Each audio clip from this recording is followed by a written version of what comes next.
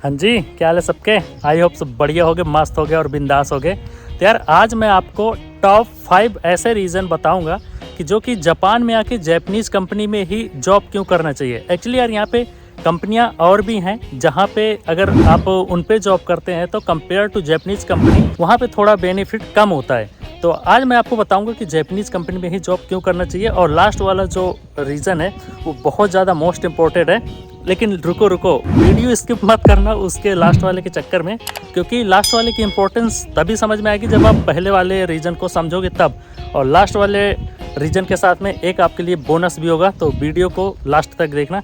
तो चलिए वीडियो को स्टार्ट करते हैं।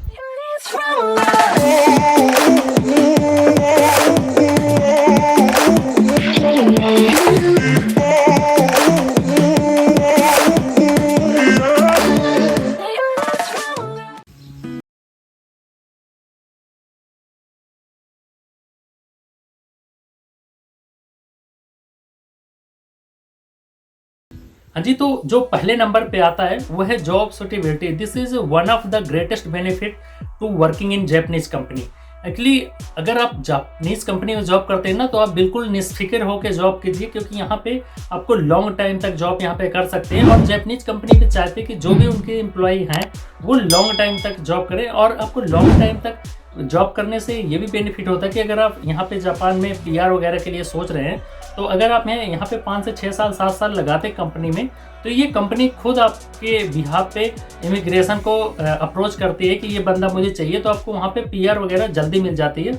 और ये जैपनीज कंपनी में आप बिल्कुल श्योर हो जाते हैं, श्योरिटी मिल जाती है आपको कि आपकी जॉब किसी भी सिचुएशन में कहीं पे भी नहीं जाने वाली है। जैसे कि कोरोना के टाइम पे ना बहुत सी कंपनियां क्लोज हो गई थी और जो भी एम्प्लॉय थे सभी की जॉब चली गई थी। बट जो जैपनीज कंपनी थी 90% उनके हाँ थोड़ा सा इफेक्ट तो सभी कंपनीज में आया था, लेकिन वो थोड़ा सा जैपनीज जो कंपनी थी वो था कि वर्किंग आवर कम हो गए थे, लेकिन वो क्लोज वगैरह नहीं हुए। तो आपको ये श्योरिटी मिल जाती है अगर जापान में लॉन्ग टाइम तक के लिए जॉब करने के लिए सोच के आए हैं, तो आप जापानीज कंपनी में लॉन्ग टाइम तक जॉब कर सकते हैं। अब जो दूसरे नंबर पे आता है वो है हेल्थ इंश्योरेंस।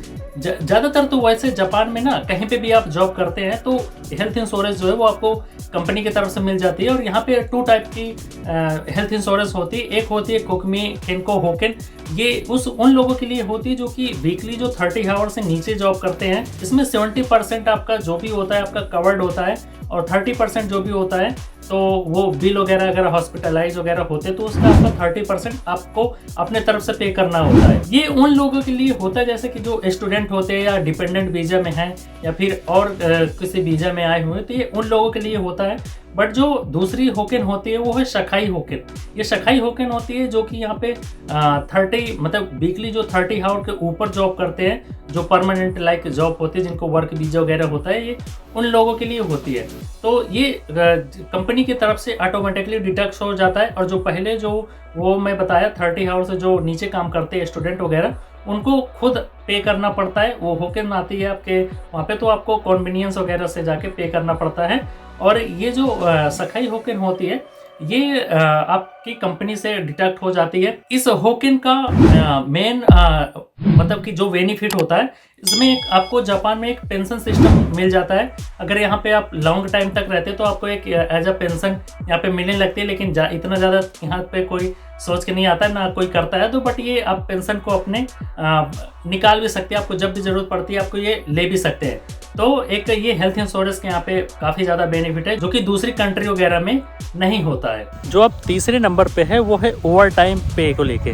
जैसे कि यार जापान के ना जो लेबर रूल है वो बहुत ज़्यादा सख्त है और सभी कंपनी को फॉलो करना पड़ता है, लेकिन कुछ ब्लैक लिस्टेड टाइप की कंपनियां होती है जो कि फॉलो नहीं करती। तो जैसे जो जापान की कंपनियां होती हैं वो 99% फॉलो करती हैं, 1-2% होगी जो नहीं फॉलो करती हैं। तो जो फॉलो करती है उसमें क्या होता है कि अगर आपकी 5 बजे इवनिंग तक की ड्यूटी है, अगर आप उससे ज़्यादा 10 मिनट या 20 मिनट या जितना भी टाइम लगाते हो वो आपका ओवर टाइम में काउंट होता है और उसका आपको पे मिलता है। और जो ब्लैक लिस्टेड टाइप की कंपनियां होती है ना, उसमें आपका ओवर टाइम वो 1 घंटे 1.5 घंटे तक कंसीडर नहीं करते और उसका आपका कोई पे नहीं मिलता।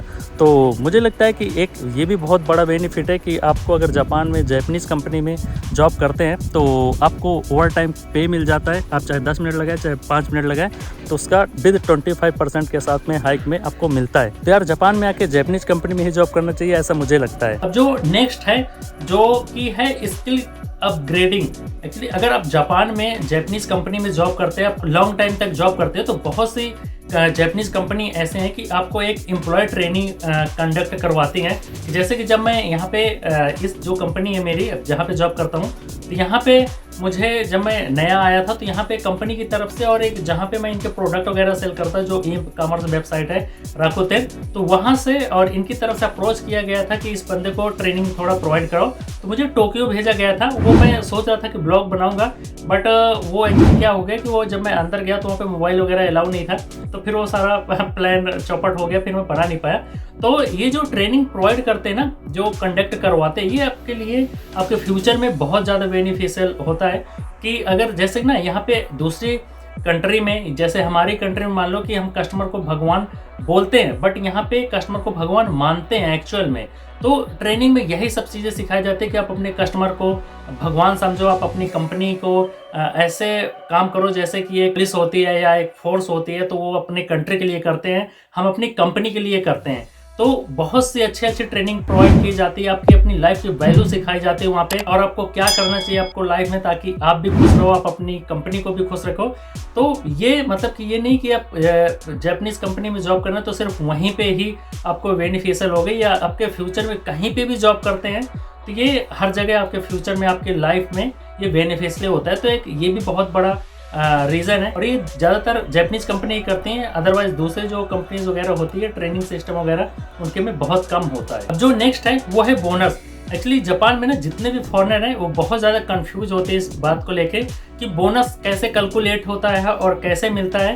तो अगर जापानीज कंपनी में अगर आप जॉब करते हैं तो यहाँ पे ज़्यादातर कि 2 टाइम होता है। कोई कोई कंपनी तो 3 टाइम भी देती है, बट मैक्सिमम कंपनी 2 टाइम देती है, बट बहुत सी कंपनी ऐसी भी है जापानीज जो कि 1 टाइम ही देती है। तो ये बोनस कैलकुलेट होता है जापानीज जो कंपनी है उसका कंपनी के प्रॉफिट पे कैलकुलेट होता है कि उस कंपनी का कितना प्रॉफिट है, और एक आपकी एजुकेशन आपके जॉब पे भी डिपेंड करता है कि आप किस लेवल पे जॉब करते हो, तो उससे लगता है। अगर यहाँ पे मैं एवरेज की बात करूँ तो एनुअली 20 लाख के करीब बोनस होता है, और वो सभी कंपनी में अलाउ नहीं होता, बट ये एवरेज है जो कि मैंने गूगल से सर्च करके पढ़ा था। तो ये एवरेज 20 लाख के समथिंग एनुअल होता है, और 2 टाइम जो होता है तो वो होता है एक जून और जुलाई के बीच में, और जो सेकंड होता है वो है दिसंबर जनवरी के बीच में।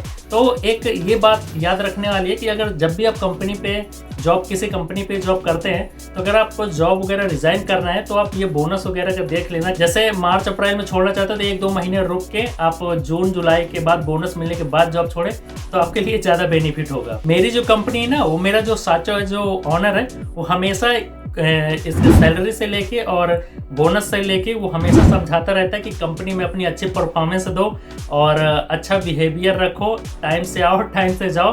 तो जैसे कि दूसरी कंपनी में होता है ना 1 टाइम कि एक जो इंक्रीमेंटल होता है, तो 1 ईयर में 1 टाइम करती है, बट मेरी कंपनी 1 ईयर में 2 टाइम करती है, तो वो हमेशा बताता रहता है। तो जापानीज कंपनी में जॉब करने का ये भी एक मेन रीजन है। तो अब बात करते हैं बोनस पॉइंट की। तो बोनस पॉइंट ये है कि अगर आपको जापान की PR वगैरह चाहिए तो आप जापानीज कंपनी में ही जॉब करें। एक्चुअली जापानीज कंपनी में जॉब करने से ये होता है कि एक तो आपकी वैल्यू बढ़ती है और आपकी सैलरी भी अच्छी होती है, और उससे भी बड़ा बेनिफिट ये होता है कि आपके जो कलीग होते हैं वो ज़्यादातर जापानीज लड़कियां होती हैं जो साथ में काम करती है। तो कंपेयर टू अदर प्लेस, जैसे कि कहीं और पे जापानीज लड़की से बात करते हो तो थोड़े टाइम के लिए मिलते हैं, बट जो जापानीज लड़कियां जो आपको ऑफिस में मिलेंगी एज अ कलीग जो काम करते हैं, तो उनके साथ आपको ज़्यादा टाइम मिलता है बात करने के लिए। तो आप एक दूसरे को अच्छे से समझ पाते हैं, आप अपनी फीलिंग शेयर कर सकते हैं उनके साथ।